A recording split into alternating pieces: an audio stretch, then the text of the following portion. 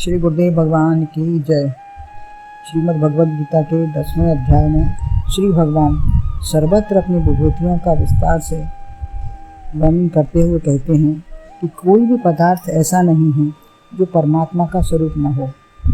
नाम रूप को छोड़कर जो शेष है वह परमात्मा ही है, लेकिन यह नाम ले लेकर सब में अपना स्वरूप बताते हैं।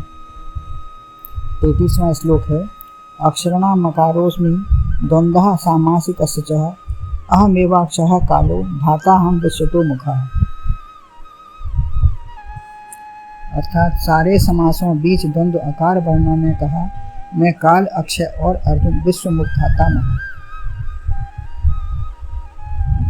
इसका अन्वय है, अहम अक्षराणाम अकारः अश्च सामासिकस्य द्वंद्वः अस्मि अक्षयः विश्वतो मुखः धाता अहम एव अस्मि।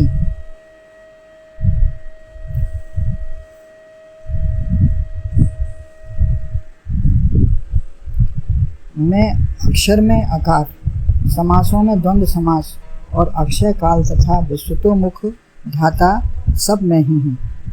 यहाँ इस प्रकार वर्णन किया है। अक्षर माने क्षर रहित, यहाँ जीवात्मा से तात्पर्य नहीं है, वर्ण वर्णमाला के अक्षर हैं। स्वर और व्यंजन होते हैं वर्णमाला में, तो स्वर हैं आ, ई, उ, ए आदि, और व्यंजन क वर्ग, च वर्ग, ट वर्ग आदि, पा वर्ग, मा वर्ग, ये सब होते हैं। तो इन सब में आकार समाया है। जितने भी व्यंजन है सब में आ के बिना कुछ नहीं है। तो पहले भी कहा है, महर्षि नाम प्रभुराम ग्राम अस्मिक्षरम, तो वहाँ ओंकार से तात्पर्य था। इसमें अकार, उकार, मकार का अर्थ बताया है। लेकिन आकार के बिना कोई वाणी बोल ही नहीं सकते। बिना आकार के शब्द अक्षर आधा रहेगा तो उसको पूरा कैसे करेंगे। पशु पक्षी, छोटे बच्चे, गूंगे आदि सभी का आदि है, सब में पिरोया है।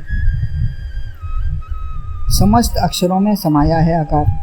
का, खा, गा कुछ भी बोलें, अंत में आकार या मात्रा निकलती ही है। लघु आकार ई, उ, ए सब में वह सम्मिलित है।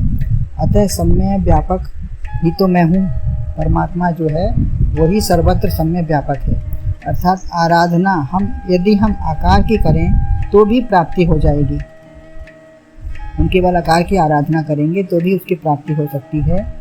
उसको सर्वत्र उसी का दर्शन है। सारे वर्ण ठहरे हैं, लिखने, पढ़ने, भाषित होने में यही आकार समाया है। अब व्याकरण में कहते हैं, वर्णमाला में व्याकरण यदि नहीं तो शुद्ध उच्चारण हो ही नहीं सकता। व्याकरण के द्वारा ही शुद्ध उच्चारण होता है। समास यानी दो या अनेक पदों को मिलाकर संक्षिप्त कर लिया जाए। मुख्य समास 6 हैं, द्वंद्व, कर्मधारय, अव्ययीभाव, तत्पुरुष, बहुब्रीहि समास आदि आदि। कर्मधारय और तत्पुरुष में वो समावेश होता है। प्रत्येक समास में 2 पद होते हैं। पूर्व पर प्रधान प्रथम में पूर्व पद प्रधान होता है और दूसरे का उत्तर पद, एक का उत्तर पद प्रधान होता है, जैसे पुस्तकालय आदि। 4 में अन्य पद प्रधान होता है। पीताम्बर अर्थात विष्णु, पीताम्बर में दोनों का अर्थ सम्मिलित नहीं है, लेकिन विष्णु भगवान उनसे तात्पर्य है।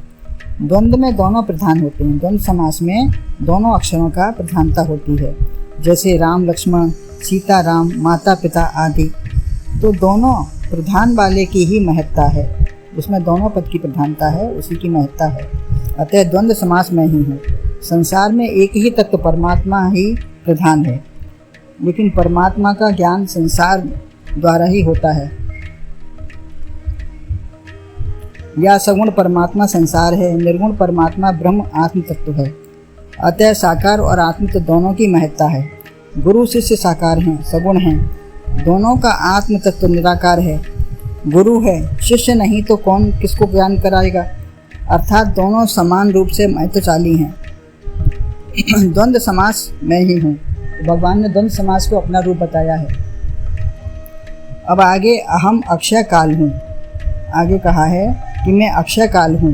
पहले काल कलयतामम कहा है, गणना करने वालों में काल अपने को बताया।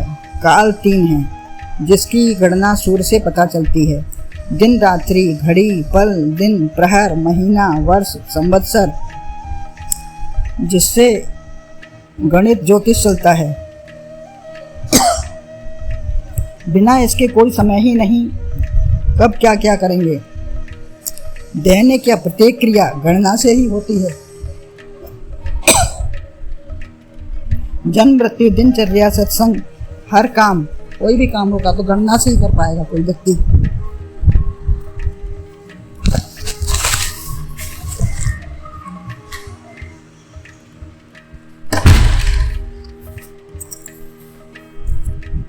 प्रकृति के साथ, प्रकृति के लय होने पर अव्याकृत में जो समा जाता है। महासर्ग के पश्चात ब्रह्मा का दिन रात होती है। प्रकृति प्रधान है, ये महाकाल है। इसमें प्रकृति, ब्रह्मा, सूर्य सबका लय होकर एक परमात्मा ही शेष बचता है।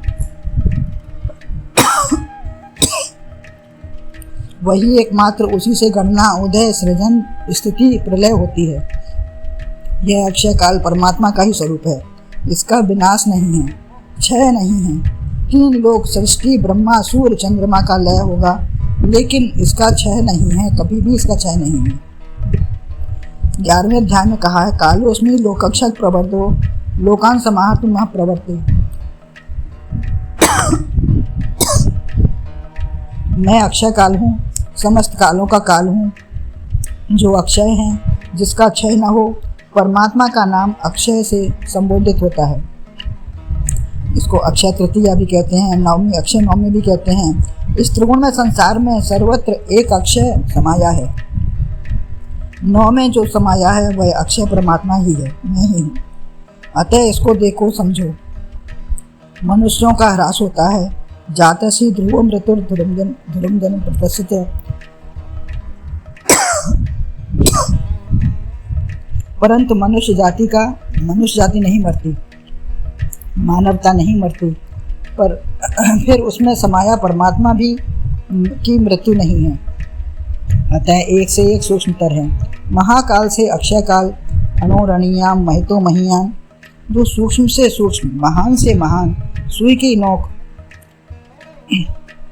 अणु परमात्मा से भी छोटा, सर्वत्र व्याप्त, पहले से पहले है। बड़ा इतना है कि इससे महान कोई भी नहीं हो सकता। जो एक ही है, न छोटा है न बड़ा है, जो सब में समाया है, सबके नष्ट होने पर नष्ट नहीं होता।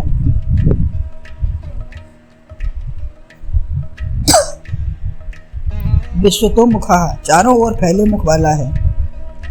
चतुरानन पंचानन है, लेकिन सहस्त्र शीर्षा, हजारों हजारों मुख हैं उसके। हजार ही नहीं, हजारों लाखों गणना रहित हैं। कोई भी स्थान ऐसा नहीं है जहाँ परमात्मा का मुख नहीं है। आंखें हजार उसकी, बचाओगे किस तरह? चोरी प्रभु से करके छिपाओगे किस तरह? दृष्टि मुख में ही है, अतः वह कहाँ नहीं है। दृष्टि भी मुख में ही होती है, तो वह मुख के अलावा कहाँ नहीं है, कहाँ से नहीं दिखेगा। एक गुरु ने 2 नारियल 2 शिष्यों को दिए कि कहीं ऐसी जगह तोड़ के लाओ जहाँ कोई ना हो। तो एक तो छिपकर कहीं से तोड़ लाया और दूसरा सब जगह घूमकर निराश होकर लौट आया। कहीं एकांत मिला ही नहीं उसको। कहाँ सो कहाँ, जहाँ प्रभु नाही। अन्यथा गर्भावस्था में कौन पालन करता? यदि भगवान न होते तो गर्भावस्था में कौन पालन करता? वहाँ पे निर्जन वन में भी कोई खिलाने वाला रक्षक मिल जाता है।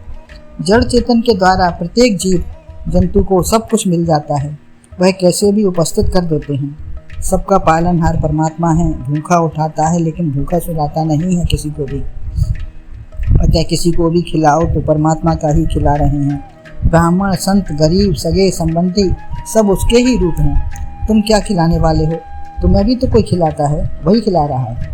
धाता सबको धारण पोषण किए है। 14 भुवन 10 दिशाओं में व्याप्त, सबको देने वाला, खाने वाला। अहम वैश्वानरो भूतवा प्राणी नाम देह आश्रित है। तो ये कितने बड़े आश्चर्य की बात है कि प्रसन्नता की बात है कि वही रस रूप से दौड़ लगाकर शक्ति, ऊर्जा, वाणी से बोलना, सुनना, समस्त क्रिया वही करता है। फिर तुम कौन हो? एक परमात्मा के सिवा कुछ भी नहीं है। परमात्मा की उपस्थिति महत्व को देखें, पहचानें और सबकी सेवा करें, फिर किससे प्रेम नहीं करेंगे। सबका आदर सम्मान सहित प्रिय वाणी बोलो। सुनने वाला, विश्व पर व्याप्त, धारण पोषण करने वाला मैं ही हूँ, ऐसे सर्वत्र व्याप्त मुझे पहचानो। तो सर्वत्र परमात्मा व्याप्त है, उसी को जाने पहचाने और उसी की सेवा हर तरीके से करने की कोशिश करें। बोलो गुरुदेव भगवान की।